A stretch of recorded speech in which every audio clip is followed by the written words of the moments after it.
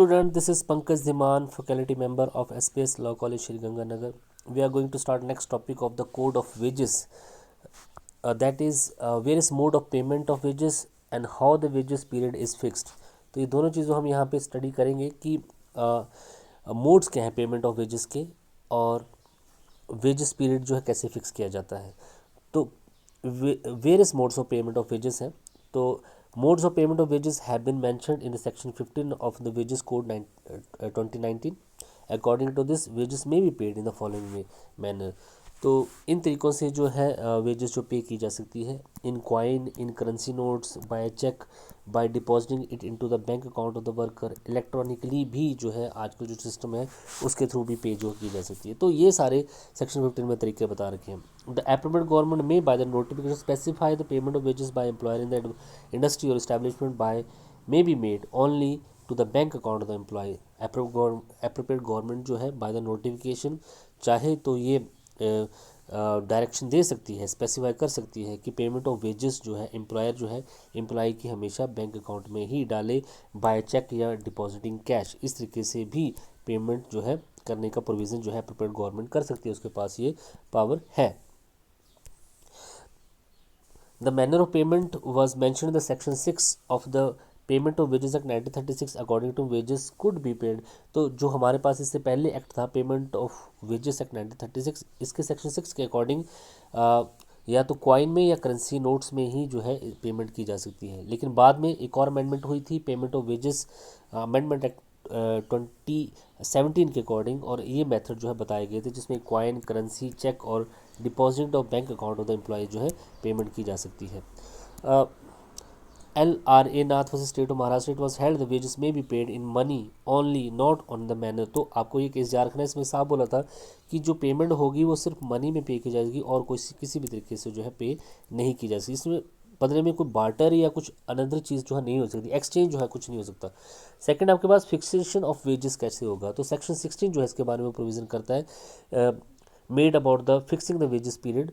The period wages period will be not exceed 1 month. तो 1 महीने से ज़्यादा का फिक्सेशन पीरियड नहीं होगा. ऐसे 2 महीने या 3 महीने के बाद सैलरी का प्रोविज़न नहीं होगा, 1 महीने से कम का ही होगा. तो मैक्सिमम जो है 1 महीने के बाद तो पे देनी पड़ेगी. Wages will be have to paid in 1 month. It cannot be delayed more than 1 month. 1 month से ज़्यादा जो है डिलेड इसमें नहीं किया जा सकता है. इसके अलावा 1 मंथ से कम कभी भी हो सकता है. डेली भी वेजेस दी जा सकती है, वीकली भी दे सकती है, फोर्टनाइटली मीन्स 2 सप्ताह के बाद भी दी सकती है, और मंथली भी दी जा सकती है. इससे ऊपर का टाइम यहाँ पे फिक्स नहीं हो सकता. सेक्शन 15 में कैसे पे की जाएगी पेमेंट ऑफ वेजेस, और सेक्शन 16 में फिक्सेशन ऑफ वेज पीरियड क्या होगा, इसके बारे में बात जो यहाँ पे की गई है. साथ ही आपके पास नेक्स्ट क्वेश्चन यहाँ पे है, डिडक्शन कौन कौन सी अलाउड है वेजेस में. देखिए ऑथराइज और डिडक्शन अलाउड है. जो आपको एक वेजेस मिलती है उसमें एम्प्लॉयर जो है डिडक्शन कर सकता है as per the government rule. Appropriate government चाहे तो इसके रिगार्डिंग रूल जो है बना सकती है. तो section 18 of the wages code 2019 regarding the deduction to be made from the wages, only authorise deduction can be made. ये बहुत इंपॉर्टेंट बात है कि जो अथोराइज डिडक्शंस हैं जो कि गवर्नमेंट रूल में लिख रखी है या appropriate government time to time उनको नोटिफाई करती है, उनके रिगार्डिंग ही डिडक्शन की जा सकती है. अननेसेसरी डिडक्शन वहाँ पे नहीं की जा सकती है. कौन कौन सी डिडक्शन जो है एक वेजेस में की जा सकती है ये आगे आप पढ़ लेंगे. It provides under section 18 clause 1 that notwithstanding anything contained in any other law for the time being in force, there shall be no deduction from the wages of employee except those are authorized under this code. तो इस code के under जो authorise deduction बताई गई है वही deduction जो है की जा सकती है. इसके अलावा और डिडक्शन जो है वेजेस में से एम्प्लॉयर नहीं कर सकता है. लिमिट ऑफ डिडक्शन बहुत इंपॉर्टेंट बात यहाँ पे लिखी है कि एक लिमिट भी बता दी गई है, और लिमिट यहाँ पे क्या है, that the deduction to be made from the wages of the employee shall not exceed the 50% of the total wages received by the employees during the wages period. उसकी सैलरी का जो है 50% से ज़्यादा डिडक्शन जो है नहीं हो सकती. जो उसकी टोटल वेजेस है मोर देन 50% जो है उसकी वेजेस से नहीं काटा जा सकता. ये रूल यहाँ पे बनाया गया है. तो लिमिट ऑफ डिडक्शन भी यहाँ पे डिसाइड है कि employee shall not exceed 50% of the total wages received by the employee during the wages period. Employee not liable, किस कंडीशन में एम्प्लॉय जो है लाइबल नहीं होगा, तो यहाँ पे कुछ प्रोविजन बताए गए section 5 of deduction from the wages of employee is made for the deposit in respect of any the following but the same is not deposited. कुछ ऐसे स्कीम्स हैं जिसमें अगर एम्प्लॉय नहीं डिडक्शन करता नहीं जो है कंट्रीब्यूशन करना चाहता तो उसकी वेजेस में से जो है वो डिडक्शन नहीं होगी। जैसे ट्रस्ट में, गवर्नमेंट फंड में, अदर अकाउंट में अगर वो नहीं चाहता कोई भी कंट्रीब्यूशन करना तो वहाँ पे उसकी वेजेस जो है उसमें किसी तरीके की डिडक्शन जो है वहाँ पे नहीं होगी। अब यहाँ पे सबसेक्शन 2 में बताई गई है वो ऑथराइज डिडक्शन सारी जो कि एक वर्कर की वेजेस में से की जा सकती हैं। अमाउंट ऑफ फाइन, कोई फाइन उस पर लगाया गया है, कोई प्रॉपर्टी उसने डिस्ट्रॉय किया है या कोई मिसबिहेव उसने किया है, जो कुछ फाइन जो है अथॉरिटी द्वारा लगाया गया है तो वो फाइन जो है उसकी वेजेस में से काटा जा सकता है। डिडक्शन ऑफ एब्सटेनिज्म, अगर वो लगातार जो एब्सेंट रहा है उस कंडीशन में भी उस पर कुछ जो है उसकी वेजेस जो है काटी जा सकती है। Deduction for the compensation of the loss caused by the negligence और केयरलेसनेस ऑफ द एम्प्लॉय, तो डिडक्शन जो है एम्प्लॉयज़ ने कोई केयरलेसनेस की है, वहाँ पे कोई नेग्लिजेंस की है अंडरटेकिंग के अंडर, फैक्ट्री के अंडर, तो उसकी भी डिडक्शन जो है एज ए कॉम्पनसेशन जो है एम्प्लॉयर ले सकता है। Deduction in respect of home accommodation facility, अगर वर्कर को जो होम एकोमोडेशन फैसिलिटीज़ प्रोवाइड की जा रही हैं तो एक रीजनल डिडक्शन जो है उसकी वजह से की जा सकती है। Deduction in respect of the various amenities and service, जो वेरियस सर्विसेज और एमिनिटीज़ उसको प्रोवाइड की जा रही हैं उसकी डिडक्शन की जा सकती है। डिडक्शन एडवांस, अगर वेजेस जो एडवांस में ले ली गई है तो फिर डिडक्शन जो है उसकी वेजेस में से की जा सकती है। Deduction of the loan incurred for the house construction, अगर हाउस कंस्ट्रक्शन के लिए उसने जो है एम्प्लॉय से कुछ लोन लिया है तो ऑब्वियसली बात है उसकी वजह से कुछ डिडक्शन जो है की जाएगी।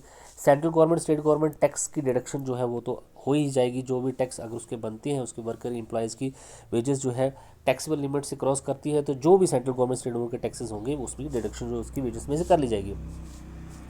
Reduction in respect to the repayment of the advance from the social security fund और स्कीम, तो जो रीपेमेंट ऑफ एडवांस किए गए हैं सोशल सिक्योरिटी फंड के लिए या स्कीम्स के लिए जितनी भी होती हैं एम्प्लॉयज़ के लिए, सोशल सिक्योरिटी स्कीम जितनी भी है जैसे ग्रेजुटी है, पेंशन है, जीपीएफ है, उनके लिए जो डिडक्शन होगी वो कर ली जाएगी। Deduction for the payment of cooperative society, तो अगर कोऑपरेटिव सोसाइटी को कुछ पेमेंट करनी है तो उसकी वजह से डिडक्शन की जा सकती है। ट्रेड यूनियन की जो मेंबरशिप वहाँ पे लेते हैं और जो सब्सक्रिप्शन ट्रेड यूनियन को दिया जाता है वो डिडक्शन भी जो है एम्प्लॉयर कर सकता है। इसके अलावा रेलवे टिकट या फिर कोई कुछ फैसिलिटीज़ जो प्रोवाइड की गई हैं उस कंडीशन में भी डिडक्शन जो है की जा सकती है। Deduction to the prime minister national relief fund और अदर फंड जितने भी जो है बने हुए हैं सेंट्रल लेवल पे या स्टेट लेवल पे, prime minister national relief fund बना हुआ है उसके लिए अगर चाहे तो डिडक्शन जो है उसकी वेजेस में से की जा सकती है। आगे बड़े सारे केसेस हैं। Karnataka central cooperative bank limited बसी करपी का केस है। It was held that the loss of wages due to suspension is not a deduction, तो सस्पेंशन की वजह से जो वेजेस का लॉस हुआ है उसको डिडक्शन नहीं माना जाएगा। Deputy chief mechanical engineer north railway Jagadhri versus Joginder Singh का केस है। Deduction made as a penalty as valid, तो पेनल्टी के कारण जो डिडक्शन की गई है वो भी वैलिड है। मनसुख गोपीनाथ जाधव वर्सी VWM बापत जो केस है, the deduction for the membership of the trade union is valid under the agreement executed between the employees and employer, employer और एम्प्लॉयज़ के बीच में कोई एग्रीमेंट है और एग्रीमेंट की टर्म एंड कंडीशन की किसी चीज़ की डिडक्शन वहाँ पे लिखी हुई है तो वो डिडक्शन वैलिड मानी जाएगी। Management of Jawahar mills limited versus industrial tribunal, it was held that the deduction made on the absence due to strike will be considered just, illegal strike अगर वहाँ पे की गई है तो उसकी वजह से डिडक्शन वहाँ पे की जा सकती है। B Ramachandran versus Indian bank, if a person is absent from the work then his wages can be deducted because in such cases the principle of no work no pay will apply, तो अगर वो लगातार absent जो है अपनी job से रह रहा है तो उस कंडीशन में नो वर्क नो पे वाला प्रिंसिपल लागू होगा और डिडक्शन वहाँ से उसकी सैलरी से की जा सकती है। Bharat bank versus TS Kelewala का केस है। The deduction made for the absenteeism during the strike is deemed to be legitimate, तो स्ट्राइक के ड्यूरिंग जो है लगातार वो absent रह रहा है तो डिडक्शन जो है उसकी वेजेस में से की जा सकती है। अनंत राम वर्सेस डिस्ट्रिक्ट मजिस्ट्रेट का केस है।